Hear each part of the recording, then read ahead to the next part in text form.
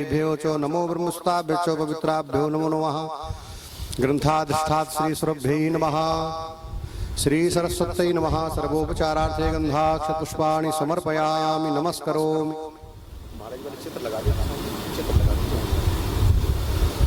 नैवेद्यं निवेदयामि शर्कराखंड खाद्यानि दधिक्षीर्गतानि च आहारं भक्ष्यभोज्यं च नैवेद्यं प्रतिगृहीताम्। गोभक्तिमालिकायै नमः। सर्वोपचारार्थे गंधापुष्पाणि समर्पयामि नमस्करोमि। तुलसी जी का पूजन कर लो। श्री तुलस्यै नमः। श्री कृष्णवल्लभायै नमः। कृष्णप्रियायै नमः। सर्वोपचारार्थे गंधाक्षपुष्पाणि समर्पयामि। गंधद्वारां दुराधर्षां नृतपुष्पाणि सुगंधीनि मालत्यादीनि वै प्रभो मया दत्तानि पुष्पाणि पूजार्थं प्रतिगृह्यताम्।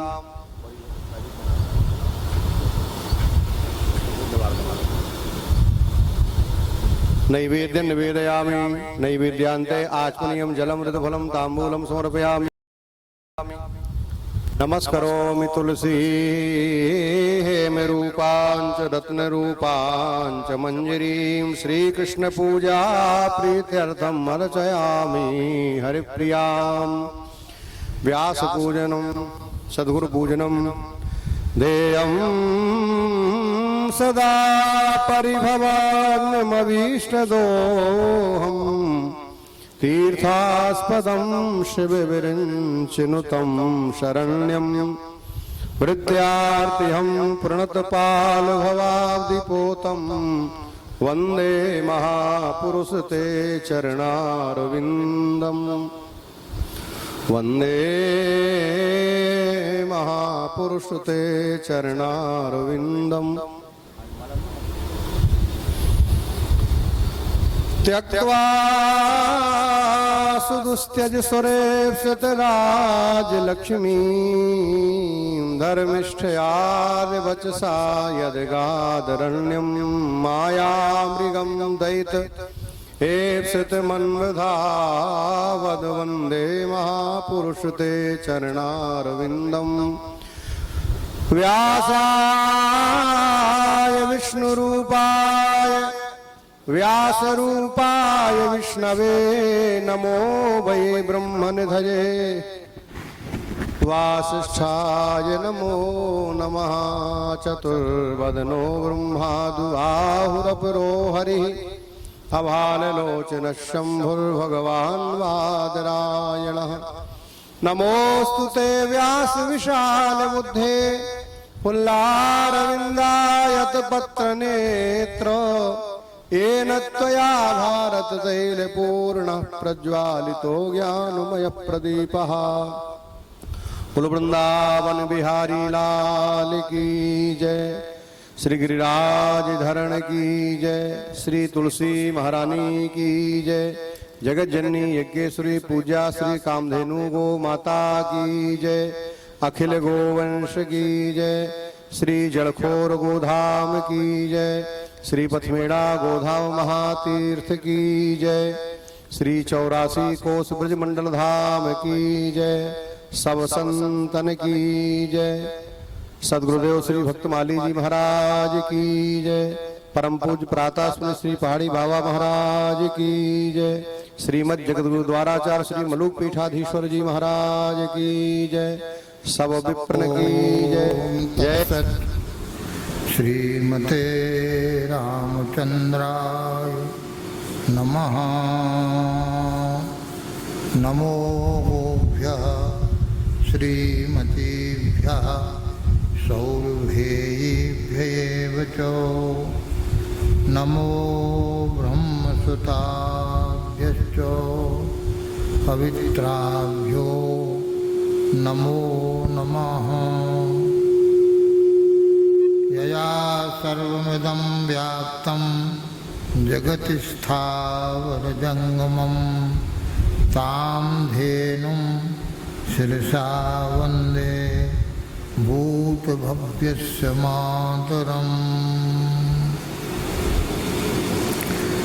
नारायणं नमस्कृत्य नरं चैव नरोत्तमं देवीं सरस्वतीं व्यासं ततो जय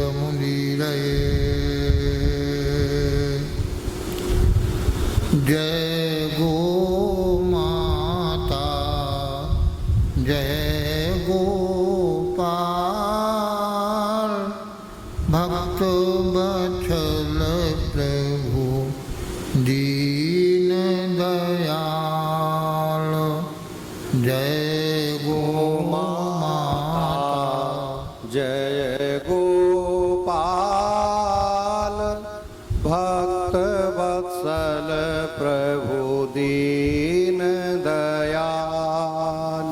जय गो माता जय गोपाल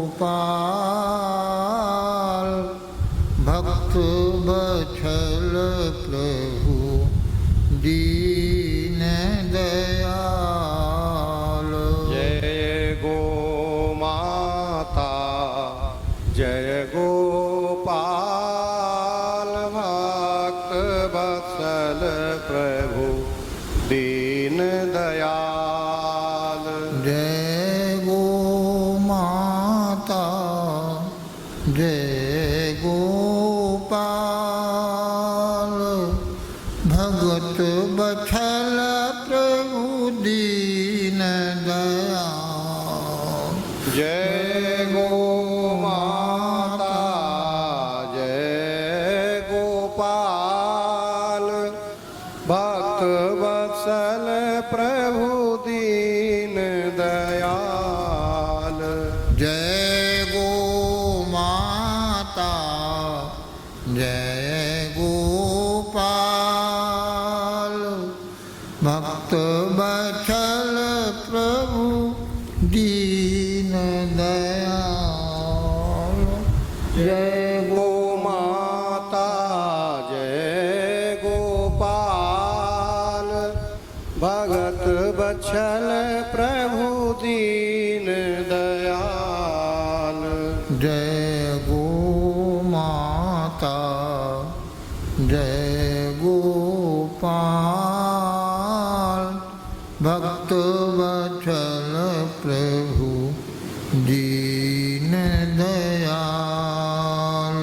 जय गो माता जय गोपाल भक्त वत्सल प्रभु दीन दयाल।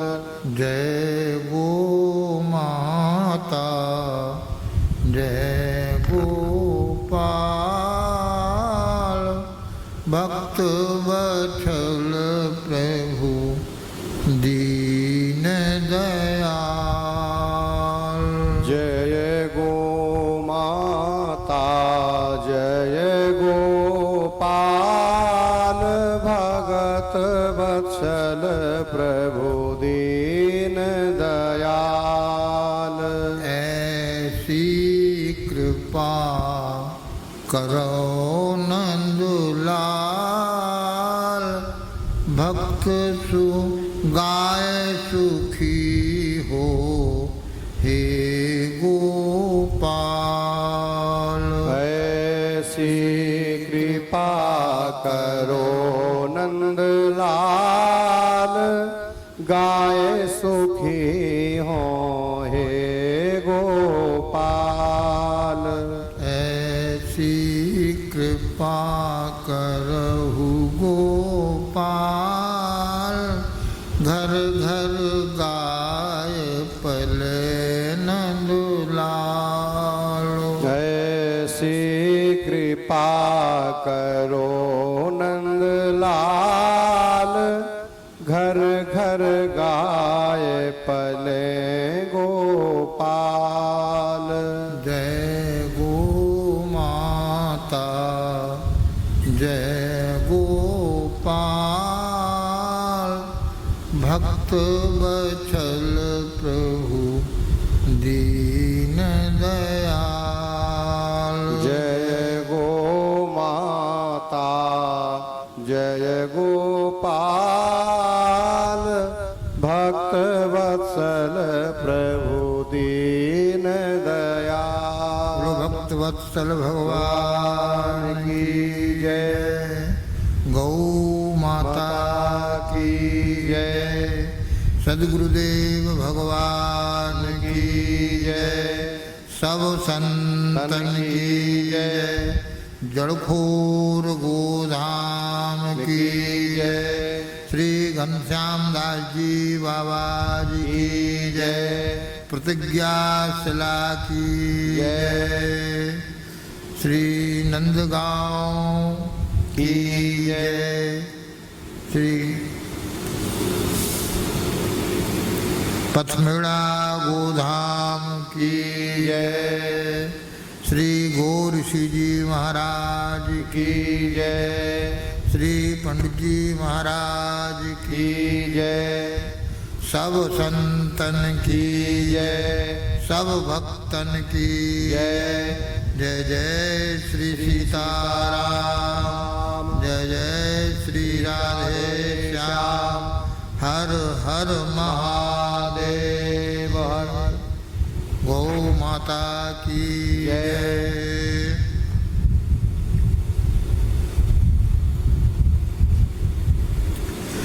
परम सौभाग्य का अवसर है।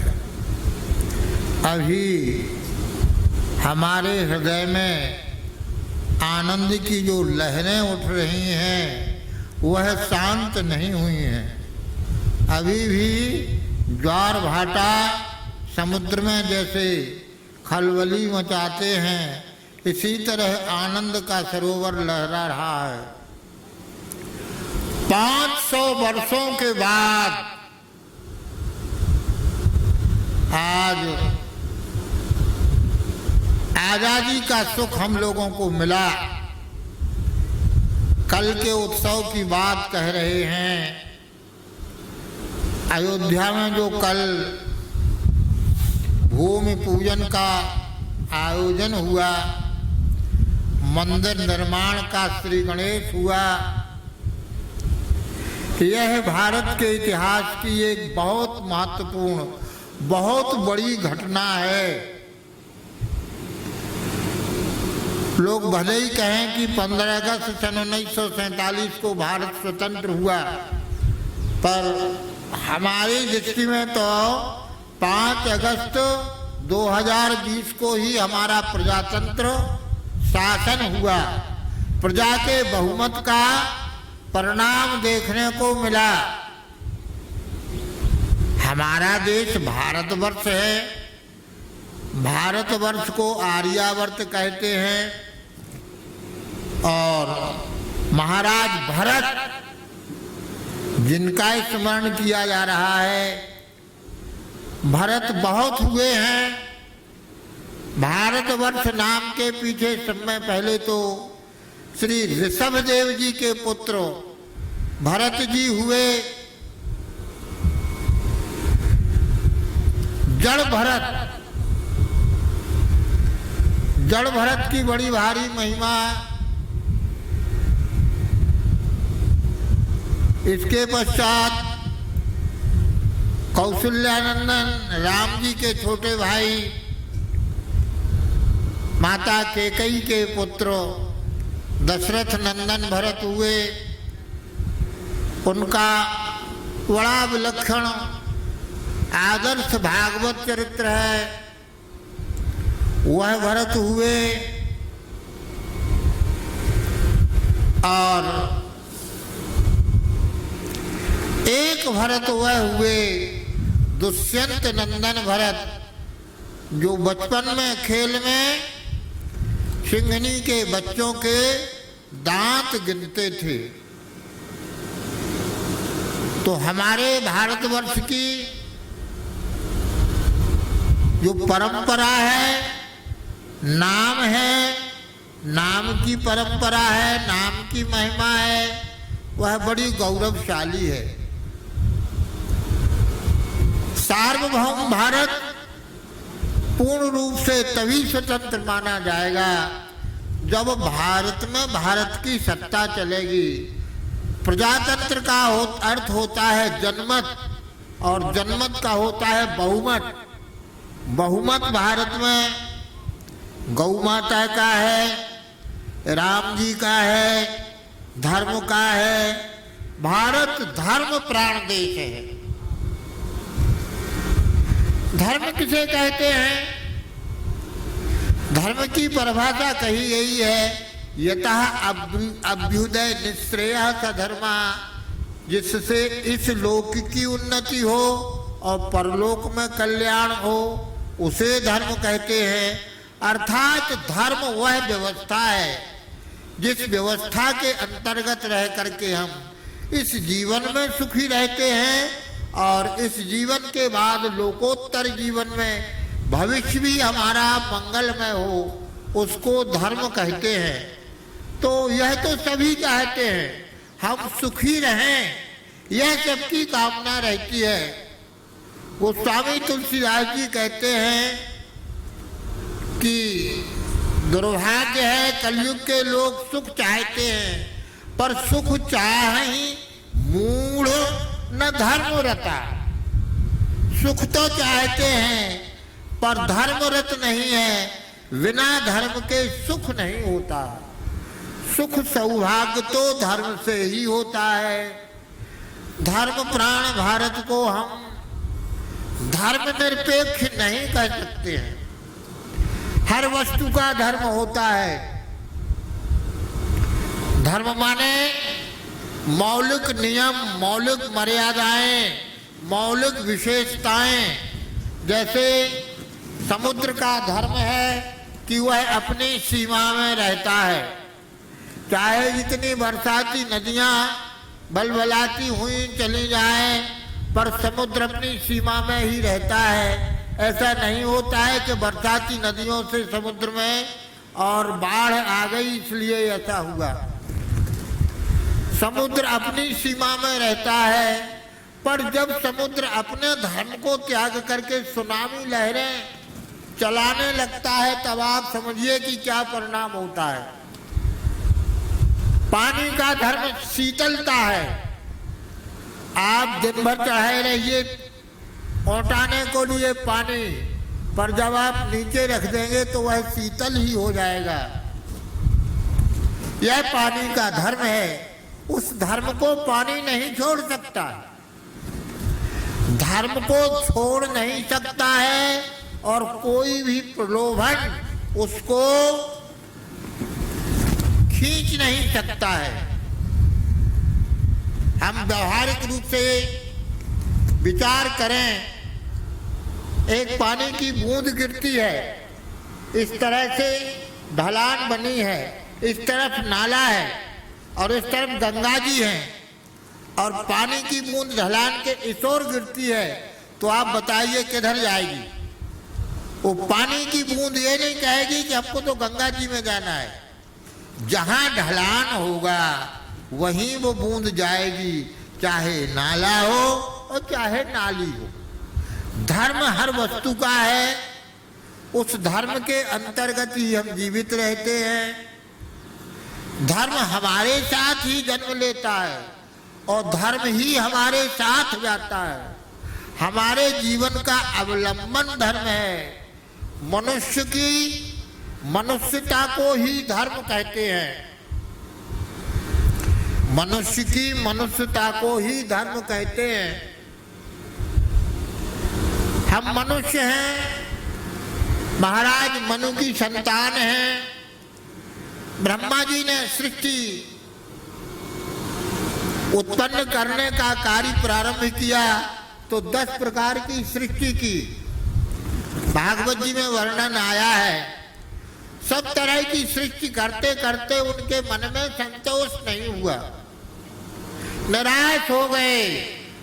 पुनः उन्होंने तपस्या की और भगवान के स्वरूप का जैसा दर्शन किया था उसी के अनुरूप उन्होंने इस मनुष्य के शरीर को बनाया। तो अपने निर्माण करने के अनुभव और पूरी शक्ति सामर्थ्य को लगा करके उन्होंने इस मनुष्य शरीर की रचना की। इसकी रचना बड़ी वैज्ञानिक, विलक्षण, विशिष्ट है। आप यह समझिए कि सारी सृष्टि में जहां जहां ब्रह्मा जी को जो कुछ भी अच्छा लगा उसको मनुष्य के शरीर में प्रतिष्ठित कर दिया। उदाहरण के लिए ये उंगलियों की पकड़, ये उंगलियों की पकड़ इतनी बारीक है कि जब हमारा आज़ाद हुआ था देश, तो एक कलाकार ने चावल के ऊपर झंडा लिए हुए नेहरू जी का चित्र बनाया था और वह भेंट किया था एक चावल के ऊपर। तो आप कल्पना कीजिए कितनी बारीक पकड़ इन उंगलियों की है। माने इस मनुष्य शरीर का हर अंग विशिष्ट है, हर अंग ही विशिष्ट है। भगवान ने ये सुपर कंप्यूटर बनाया है और इसके बाद ब्रह्मा जी बड़े संतुष्ट हो गए, प्रसन्न हो गए। उन्हें लगा कि हमारा सृष्टि निर्माण का प्रयोजन पूरा हो गया। अब एक बात और है, हम जहाँ से चले हैं, बिछुड़े हैं, तो अपने ठाव तक जब तक हम नहीं पहुँच जाते हैं, हम अपने घर जब तक नहीं पहुँच जाते तब तक सुखी नहीं हो सकते हैं। हर व्यक्ति चाहे धनी हो चाहे गरीब हो, सुखी अपने घर पर ही होता है। अभी हमने हमारे गांव से बहुत रिजर्व मोटरों से 4 धाम की यात्रा को जाती हैं मोटरें, तो वो लिख के देते हैं कि 3 महीने की यात्रा होगी, उससे कम दिन नहीं होंगे। लोग तय करके जाते हैं कि 3 महीने घुमाना पड़ेगा, पर 3 महीनों में चाहे जितनी सुख सुविधा वो दें, अंत में 3 महीना के पहले ही सब घबरा के कहने लगते कब हम घर पहुंच जाएं। अपने घर की सूखी रूखी दाल रोटी खा करके अपने खटिया पर लेट जाएं, तभी सुखी होंगे। तो प्रत्येक व्यक्ति अपने घर में ही सुखी होता है। सबका घर क्या है? सभी जीवों का घर भगवान है। यह यात्रा रूप से हम भगवान, यात्रा रूप से हम यात्री हैं और हमको एक ना एक दिन सभी जीवों को अपने घर भगवान के घर ही जाना है। भगवान ही सबके घर हैं। जैसे कोई जंगल में भटक जाता है और भटका हुआ व्यक्ति दिशा भूल जाता है, कैसे जाए, कहाँ जाए, जाने के लिए रास्ता चाहिए होता है। तो जंगल में जंगली जानवर पानी आदि पीने के लिए जहाँ से आते जाते हैं, अनेक पगडंडियाँ, छोटे छोटे रास्ते बन जाते हैं। उन रास्तों को पकड़ करके वो भूला हुआ जंगल में भटका हुआ व्यक्ति जाता है, पर आगे चल के वो रास्ते समाप्त हो जाते हैं। अब कहाँ जाए? भटक करके फिर आ जाता है। ऐसे सैकड़ों रास्ते हैं। इसी तरह से यह संसार भवाटवी है, एक जंगल है, इसमें भी मनमुख हजारों रास्ते हैं। वह रास्ते ठाव तक नहीं पहुंचाते हैं, वह तो मनमुख लोगों के बनाए हुए हैं।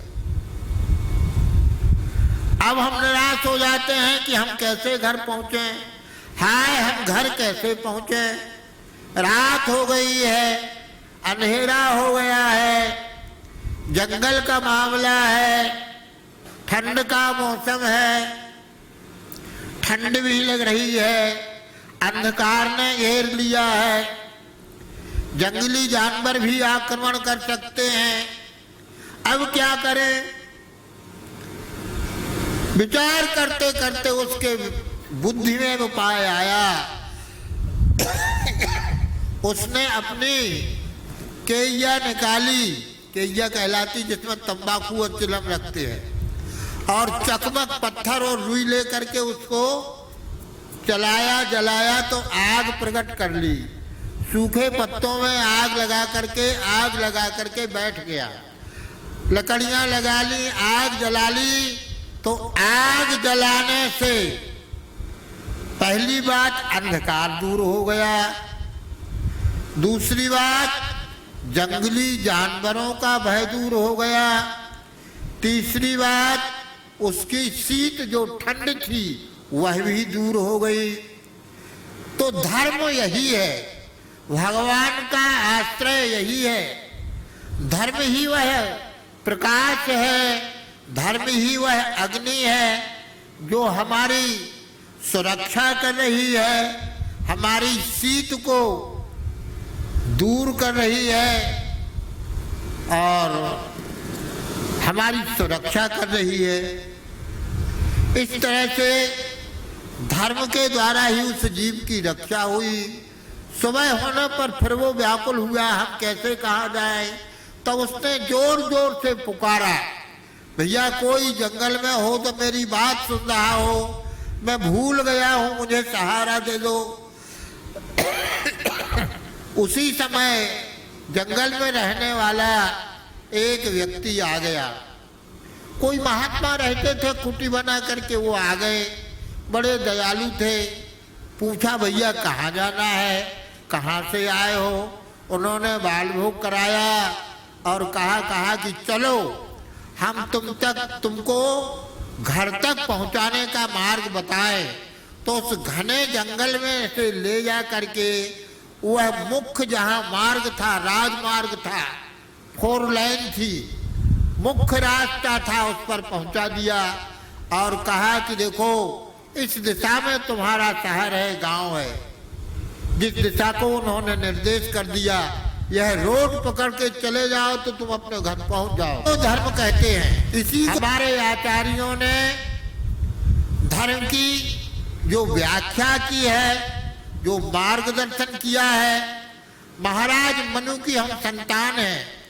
महाराज मनु और शत्रुपा, ब्रह्मा जी ने सृष्टि का विस्तार किया पर उनको सफलता नहीं मिली। तब उन्होंने भगवान का ध्यान किया तो उनके शरीर के बाएं अंग से शत्रुपा और दाएं अंग से मनु उत्पन्न हुए। मनु शत्रुपा का अवतार हुआ, मनु शत्रुपा प्रकट हुए और इसके पश्चात मैथुनी सृष्टि का प्रारंभ हुआ। तो आदि राजा मनु हुए, वैवस्वत मनु, पहले मनु हुए, पुनः वैवस्वत 14 मनु हुए हैं। तो मनु महाराज ने सब में प्रथम राजा हैं, अपनी प्रजा के अनुशासन के लिए एक ग्रंथ बनाया, उसको मनु स्मृति कहते हैं। मनु स्मृति, मनु स्मृति में व्यवस्था बनाई है कि मनुष्य को कैसे रहना चाहिए। जो मनु स्मृति के बनाए धर्मों का पालन करता है उसी को मनुष्य कहा जाएगा। मनुष्य कहलाने का अधिकारी वही है जो मनुस्मृति के नियमों का पालन करता है। मनुस्मृति में हमारे कल्याण के हर विषय की चर्चा आई है। उदाहरण के लिए ब्राह्मणों के संध्या की अनिवार्यता की चर्चा आई है। यह संध्या वृक्ष का मूल है और ब्राह्मण की मूल अर्थात जड़ संध्या है, इसलिए संध्या जरूर करना चाहिए। मनुनिधि ने कहा एतद् देश प्रसूतस्सो सकाशादग्रजन्मनः सच्चरित्रैः शिक्षेरन् पृथिव्याम सर्व मानवाः। इस भारतवर्ष में जन्म लेने वाले लोग, इनका चरित्र आदर्श चरित्र है।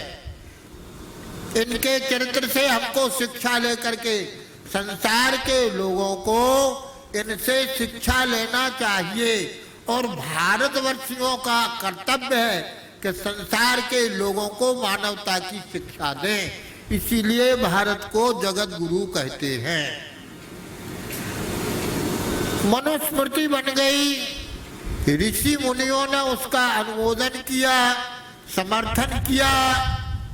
फिर मनु जी से प्रार्थना की कि महाराज हमारी एक अभिलाषा है, हमारे मन में एक कामना है। मनु जी ने हाथ जोड़कर ऋषियों के चरणों में प्रणाम करके कहा महाराज आप तो काम है, आप तो आज्ञा दीजिए, आप क्या आज्ञा देना चाहते हैं। तो ऋषियों ने कहा कि किताब तो बढ़िया बनाई पर इसका कोई प्रैक्टिकल दिखा करके, आचरण करके, नियमों का पालन करके दिखा दे। तो हमारे लिए वह आदर्श एक प्रमाण बन जाए। हमको कैसे सत्य बोलना चाहिए, तो हम कहते हैं तुम बड़े सत्यवादी हरिश्चंद्र हो, तो हरिश्चंद्र जैसे सत्यवादी होना चाहिए। तो आदर्शों का एक ऐसा आदर्श हो, कौन सांप्रतम लोके गुणवान कश्च वीर्यवान धर्मज्ञ कृतज्ञ सत्यवाक्यो दृढ़व्रता।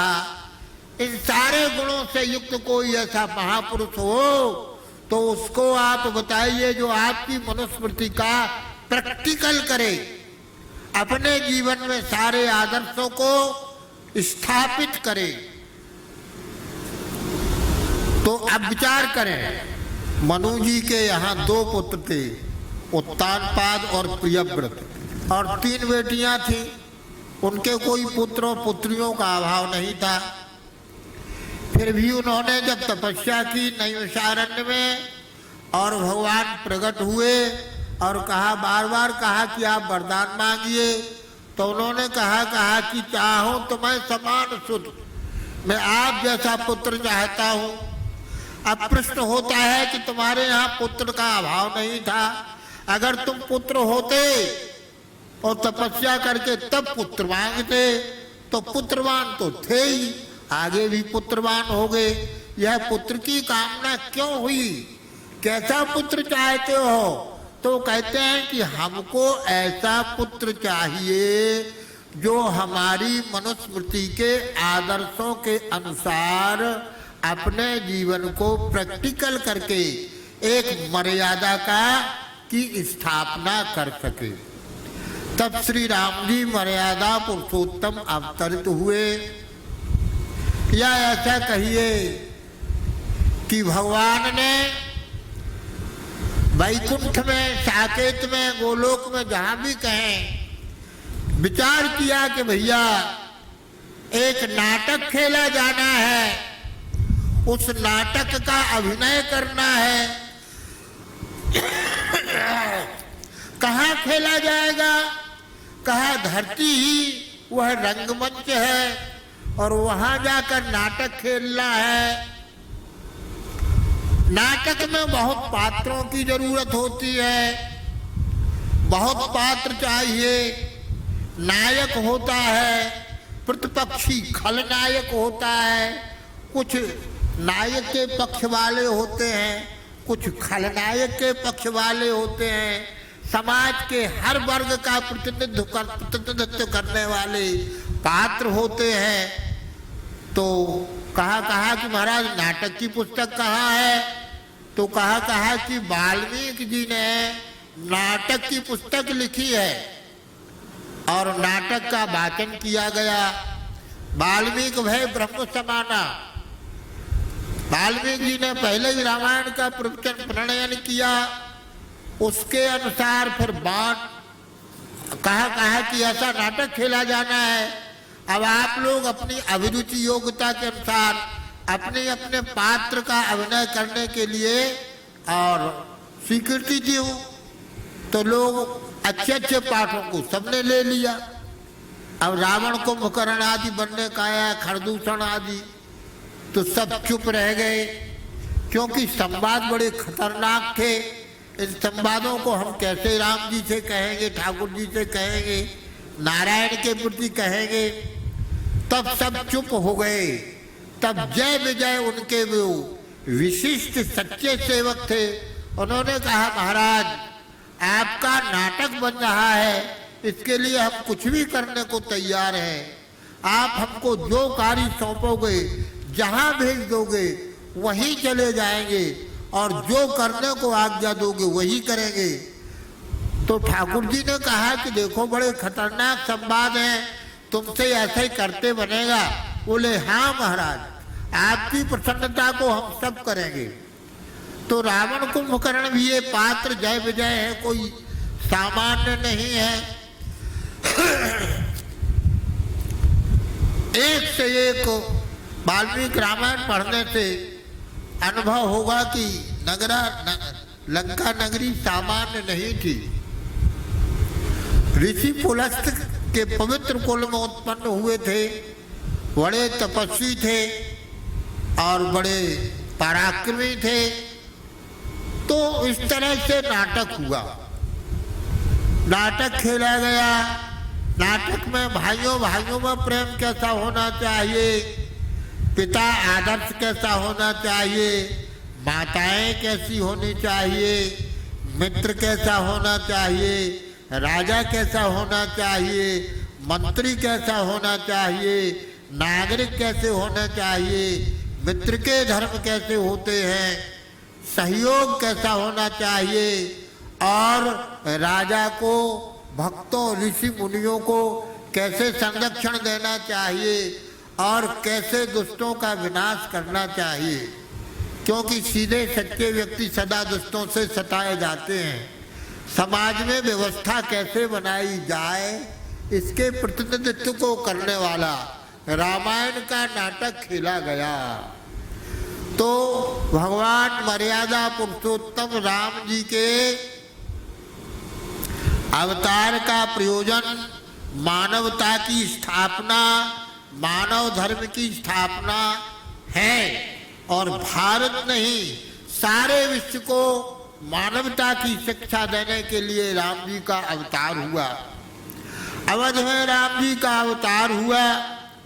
उस अवध भूमि पर हमारे महाराज जी ने एक बात सुनाई, हमें इसको स्मरण आ गई, सुना दें आचार्य जी। हमको स्मरण आ गई, महाराज जी ने सुनाया था। एक रामायणी जी वृद्ध थे और राम जन्म पर नित्य कथा करते थे। तो वो अनेक प्रमाणों से सिद्ध करके बताते थे कि द्वादशाक्षर मंत्र जो है, द्वादश अक्षर मंत्र पुण्य जप ही सहित अनुराग, यह राम मंत्र है, यह राम मंत्र है। जिसे हम वासुदेव मंत्र कह करके और परिसीमित करते हैं, वह वासुदेव मंत्र भी है और राम मंत्र भी है। देखो, राम का अर्थ होता है जो सब में रमण करता है, वासुदेव का अर्थ होता है जो सब में निवास करता है, विष्णु का अर्थ होता है जो सब में प्रविष्ट रहता है। अर्थ सबका एक ही होता है। तो भगवते वासुदेवाय को नमस्कार करने का अर्थ जो है, राम जी को ही नमस्कार करना है। मनु शतरूपा ने इसी मंत्र का जप किया था, इसी मंत्र के जप से भगवान प्रकट हुए थे। और यही गोविंद का भी मंत्र है। हमारे कहने का तात्पर्य, मुख्य जो बात हमारे मन में समाई है, हम इन्हें पहले ही कह दिया। इस समय तो हमारे दिल दिमाग में कल जो मंगल आनंद देखा था भूमि पूजन का, अभी हमारे नेतागण धर्मनिरपेक्षता के नाम पर धर्म की बात कहने को ऐसे डरते थे जैसे कि कोई सदाचारी वैष्णव प्याज से डरता है। वो ऐसी बात कहने में सकचाते थे। पर मुसलमानों का अगर उर्स हो रहा हो तो चादर चढ़ाने जरूर चले जाते थे। उस समय उनकी धर्मनिरपेक्षता तो ढीली पड़ जाती थी। यह हमारा दुर्भाग्य था। हमारे देश में ही हमारे ही लोग न जाने कैसा दोहरा व्यवहार करने लगे। आपको यह बात सुन के आश्चर्य होगा, जैसे यह आश्चर्य की बात है कि संपूर्ण भारतवर्ष जिन राम जी को इष्ट मानता है, उनकी जन्मभूमि पर मस्जिद बन गई और बाबर ने बाबरी मस्जिद बन गई। जैसे उदाहरण के लिए हम सरपंच हो गए तो सरपंच में किसी के मकान को हमने कांजी हाउस बना दिया। उसका घर का बेड़ा था, पशुओं का वो था, उसको हमने कांजी हाउस बना दिया। अब वो जीत गया तो उसने हमारा घर वो कांजी हाउस को हटवा करके अपनी गौशाला बना ली। तो इसमें कौन सा अपराध हुआ भाई? अतिक्रमण करना, तुम लुटेरे बन करके आए, पर हमारा इतना सौहार्द है कि हमने तुमको लुटेरा नहीं माना, हमने तुमको अपने भाई बना करके रखा, प्रेम से तुम रहो हम रहो, झगड़ा करने का हमारा स्वभाव नहीं है। पर तुम यहाँ रहते रहते देखो, यहाँ बैठ करके व्यासासन पर बैठ करके मर्यादा के बाहर नहीं बोलना चाहिए, पर हमारा न जाने कैसा इनकलाबी स्वभाव है, ऐसी बातें आने लगती, इसलिए मेरी योग्यता नहीं है व्यासासन पर बैठने की। हमको तो लगता है कि हमारे घर में आके कहते हमारा हिस्सा दो। जैसे कोई किराएदार, हम आपको एक उदाहरण के लिए बताएं, हमारे यहाँ एक मास्टर साहब रहते थे चौबे जी, उन्होंने झांसी में मकान खरीदा, बड़ा भारी मकान था, उसमें 2-3 लाख रुपया लगाया, नया जैसा खूब लंबा चौड़ा मकान बना दिया, फिर एक किराएदार को रख दिया, रहते रहते किराएदार ने उस पर कब्जा कर दिया। अब उन्होंने मुकदमा दायर किया तो वकील ने कहा कि कानून आपका साथ नहीं दे रहा है, इतने दिनों में रहते रहते कानूनन तो ये मकान उसका ही हो रहा है। तो बेचारे चौबे जी रोने लगे, हाय हमारा मकान 2-3 लाख रुपया ऊपर से लगाया, कितनी बड़ी रकम से लगा करके खरीदा था, और ये जो किराएदार जो हाथ जोड़ करके रहने की प्रार्थना करता था, अब सीधे नहीं बोलता, कहता हमारा मकान हो गया, अब क्या करें अब क्या करें। तो भय बिन होए न प्रीति, उन्होंने वहां पर झांसी में लोगों से पूछा कि क्यों भैया ये मकान मिल सकता है, तो लोगों ने कहा कानून से तो नहीं मिल सकता है। फिर कैसे मिलेगा, कहा कानून से मिल जाएगा। बोले कानून किसे कहते हैं, बोले कानून के ऊपर कानून होता है। जब कानून अधर्म का पक्षधर हो करके बदमाश और बदमाशों का पक्ष लेता है, आतंकवादियों को हजारों रुपयों जैसा ससुराल जैसा सुख पहुंचा के बढ़िया भोजन कराने की व्यवस्था करता है, वोटों के लिए ऐसे लोगों का भी पक्ष करता है जो अच्छे नहीं हैं, तो उस समय कानून काम करता है। तो कहा कानून किसे कहते बताओ आप। बोले आप कितना पैसा खर्च कर सकते, बोले हम तो 1-2 लाख रुपए खर्च कर सकते, तो बोले बहुत बहुत है, आप 1 लाख रुपया दीजिए। यहाँ के जो मेहतर हैं वो गुंडागर्दी का धंधा करते हैं, वो 1 लाख में से 25 लाख रुपया पुलिस को देंगे और 25 लाख रुपया खर्चा उनका होगा और 25 लाख उनका अपना होगा, 25 मेहनताना होगा। तो क्या वो क्या करेंगे, वो कहेंगे कि आज ही रात को ठेला या कुछ ऐसा लेकर के आएंगे और घर के सारे लोगों को पकड़ पकड़ के उस ट्रक में पटक देंगे सामान के साथ और कहेंगे कि आप अगर अच्छा चाहते हो तो बताओ कहाँ छोड़ दें, नहीं तो हम तो अपने मर्जी से कहीं भी छोड़ देंगे। और पूरा मकान खाली करा करके और जंगल में उनको पटक आएंगे और आपसे कहेंगे आप कब्जा कर लो। पुलिस को पैसा देंगे, पुलिस कुछ करेगी नहीं, आपका कब्जा हो जाएगा। चौबे जी ने ऐसे ही किया और उनके मकान के ऊपर उनका कब्जा हो गया। ये तो ऐसी बात हुई, कहने को आ गई मन में, सच्ची घटना सुना दी। पर वास्तव में हमारे ही घर में, हमारे ही राम जी की जन्मभूमि के ऊपर और तुमने मस्जिद बना ली। अब मस्जिद बना करके और अब कहते हो कि तुम्हारा इतना रुतबा है। हमारे वीर बहादुर सच्चे हिंदुओं ने उस मस्जिद को ढहा दिया और कहा आज हमारे प्रजातंत्र की विजय हुई है।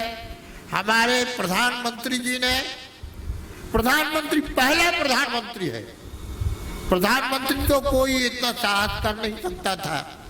जय श्री राम कहने को डरने वाले प्रधानमंत्री, अरे मर जाने पर राम राम सत्य है भली सुन लें, पर हिंदू होकर के भी जय श्री राम से करके कहने को डरने वाले हमारे देश के नेताओं को एक नसीहत दी है मोदी ने, जय सिया राम जय सिया राम जय सिया राम। एक एक शब्द उसका कोटेशन था और किस शान से, किस बहादुरी से, किस हौसले से और जन्मभूमि का भूमि पूजन हुआ। केवल अयोध्या में नहीं, पूरे भारतवर्ष में, पूरे विश्व में जहाँ जहाँ हिंदू हैं, जहाँ जहाँ लोग हैं, दीपावली मनाई गई, जन्मोत्सव जैसा आनंद मनाया गया, खुशियां मनाई गई। योगी जी ने स्वयं पटाखे चलाए, हमने चलाते देखा। वाह, पहला प्रयोग। लोग कहते थे महात्माओं को राजनीति में नहीं आना चाहिए। एक योगी राजनीति में आया तो जैसे म्यूनिसिपल वाले पागल कुत्तों को और पकड़ पकड़ करके फेंकवा देते हैं शहर में, इसी तरह से इन बदमाशों का काउंटर दिखाते, क्या कहलाता हो, एनकाउंटर दिखाते हुए जैसे जैसे हो। पर गुंडागर्दी समाप्त, सदाचार का राज्य। आज जो कुछ हो रहा है न्याय संगत हो रहा है, अच्छे दिन आए हैं। यही अच्छे दिन की परिभाषा है। हम अपने देश में अपने राम जी के जन्म स्थान पर राम जी का मंदिर बना रहे हैं, कोई गलत बात नहीं कर रहे हैं। अरे तुमको मना नहीं करते हैं। आज तक बताओ किसी हिंदू ने मुसलमान के किसी धार्मिक स्थान पर कोई अनधिकार किया हो, कुछ किया हो तो बताओ। और इनका तो इतिहास को ईमानदारी से कहा नहीं जाता, पर जैसा इन लोगों ने किया, कहा, हुआ, हम कह नहीं सकते। हम आपसे क्या कहें, हमको कथा कहना नहीं आता। हमारे भीतर स्मरण संस्मरण आ जाते हैं और वो हमारे आदत होते हैं सुनाते बनते, हमको सुनाने की हुक सी उठती है। एक बार एक यज्ञ में हम गए, उस यज्ञ में तूफान आ गया तो जो टेंट वगैरह थे वो सब गिर गए। तो जिस पंडाल में हम थे बड़े भारी में, उसमें बहुत से लोगों के साथ हम भी दब गए। तो उसमें एक बंगाल का बूढ़ा महात्मा था, हिंदी कम जानता था, बहुत बूढ़ा था। तो उसने बंगाल के उस समय के जो इन लोगों ने अत्याचार ढाए हमारी माँ बहनों और छोटे छोटे बच्चों के साथ, उनको सुनाता रहा। आपसे क्या कहें, उसके मुंह से हम सुनते रहे तो कई महीनों तक हमको नींद नहीं आती थी, उठकर बैठ जाते थे। ऐसा अत्याचार किया इन लोगों ने, ऐसा अत्याचार किया इन लोगों ने। आपको स्मरण दिला रहे हैं, झूठ नहीं बोल रहे हैं। अखबार उठा के देख लीजिए, अमरनाथ की यात्रा को या वैष्णो देवी की यात्रा को हमारे धार्मिक यात्री गए, 25-50 लोगों को लाइन में खड़ा करके आतंकवादियों ने टुक टुक टुक टुक टुक टुक टुक टुक मार दिया और शासन की ओर से कोई कार्रवाई नहीं। ठाकरे ने जरूर कहा कि अगर अजमेर का या वहां पर हज होगी तो ये यात्रा भी होगी। तो हमारा कहने का तात्पर्य यह है कि अत्याचार का जब घड़ा भर जाता है तब ठाकुर जी कहते हैं कि यदा यदा ही धर्मस्व ग्लानिर्भवति भारतो अभ्युत्थानम धर्मस्व तदात्मानम सृजाम्यहम्। जब जब हो धर्म की हानि तो उसमें तदात्मानम सृजाम्यहम्, हम आत्मीय जनों को प्रकट करते हैं। यह आत्मीय कौन है, आत्मीय किसे कहते हैं? शास्त्री जी महाराज आचार्य जी विराजमान है। आत्मीय कहते हैं, आत्मानम माने अपने को भी होता है और आत्मानम माने अपनों को भी होता है। तो हमको तो लगता है भगवान ने अपने लोगों को भेजा है, जिन्होंने अपना बलिदान दे करके राम जन्मभूमि पर यह मंदिर बनाने का शुभ काम किया है। कथा तो कहनी थी गोभक्तमाल की, लेकिन भीतर से नशा ऐसा भरा हुआ था कि हम अपने को रोक नहीं पाए और सुनाते चले गए। 1 घंटे का टाइम तो पूरा हो गया, अब मंगलाचरण मात्र हम आज कर रहे हैं। मंगलाचरण में आप लोग हमारा सहयोग करें और हम कह रहे हैं आप लोग भी साथ में बोलें, और इसके पश्चात में समय पूरा हो जाने पर संकीर्तन हो।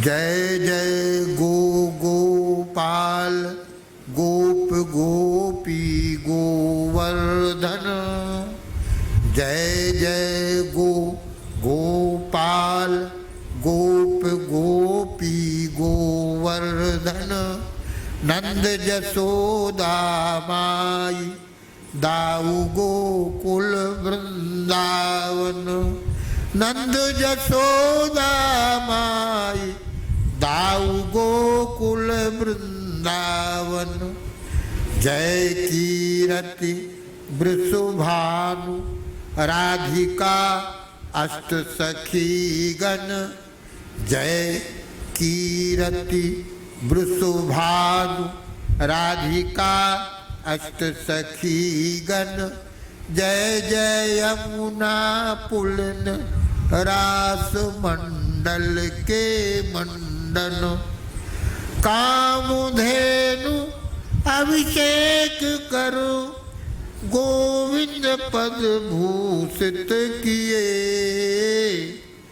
गो सेवा आदर्श हित नारायण गोविंद भय, गो सेवा आदर्श हित नारायण गोविंद भय। मंगलाचरण हुआ और एक प्रार्थना और ठाकुर जी से है, सर्वसमर्थ गौ माता से है, सर्वसमर्थ महात्माओं से, सर्वसमर्थ महान भगवान से, कि जिस तरह से आज जन्मभूमि का मंदिर निर्माण का कार्य प्रारंभ हो गया है, उसी तरह से जन जन की माता हमारी गौ माता जिस दिन राष्ट्र माता घोषित हो जाएगी और हमारी गौ माता की सुरक्षा की दृढ़ता से पूरी जिम्मेवारी पूरी भारत की सरकार शासन स्वीकार कर लेगा, हमारी भारत माता को उचित आदर मिलेगा। यह अतिरंजित बात नहीं कह रहे हैं। देखो, इस धरती को ही भारत माता कहते हैं, भारत की धरती को भारत माता कहते हैं और धरती ही गौ माता है। हम आपको एक चौपाई का स्मरण दिला दें, गो दुज धेनु देव हितकारी, कृपा सिंधु मानुष तन धारी। इसका अर्थ कीजिए आप लोग। गो, गो माने गाय, दुज, दुज माने ब्राह्मण, धेनु, धेनु माने गाय। अरे दो बार गाय क्यों आ गया भाई इसमें? गो दुज देव देव धेनु हितकारी, गो ध्वज देव धेनु हितकारी। गाय के लिए, दुज ब्राह्मण के लिए, धेनु को फिर गाय के लिए, और देव और देवता और गाय के लिए। तो इसमें दो बार कैसे आ गया? तो पहला जो गो है उसका अर्थ है पृथ्वी माता। गो माने पृथ्वी माता, देव माने देवता, गो दुज, दुज माने ब्राह्मण, देव, देव माने देवता, धेनु माने गाय, हितकारी, हित करने वाले। कहने का तात्पर्य यह है कि गो शब्द के बहुत बहुत बहुत अर्थ है। गो शब्द के अर्थ सूर्य की किरण को भी गाय कहते हैं, गो कहते हैं, इस धरती को भी गाय कहते हैं। और धेनु शब्द आह्लादिक वाची, गो बना है आनंद को देने वाली, भक्ति को देने वाली, यश को देने वाली। यशोदा भी गाय है और अदिति माता गाय है।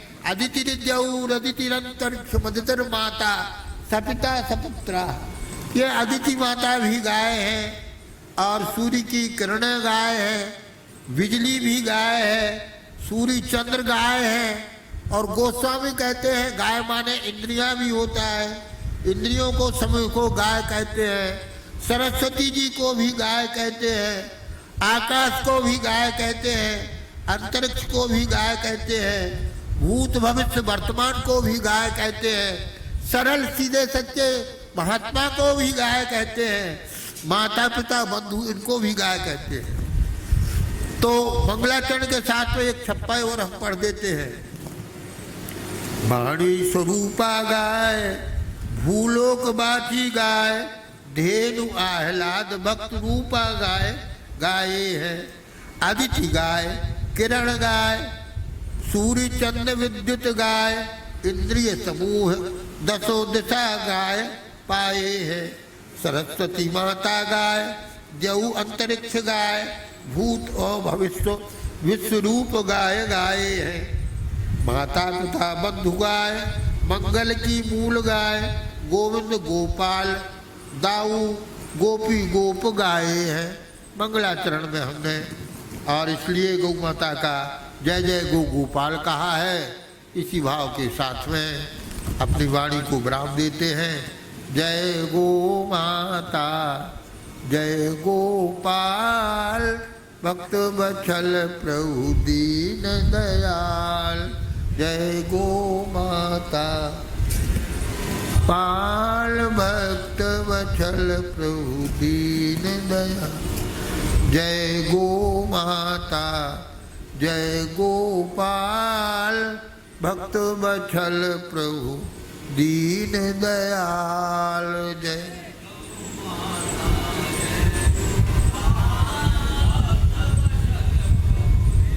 बोलो भक्त वत्सल भगवान की जय, अखिल गोवंश की जय।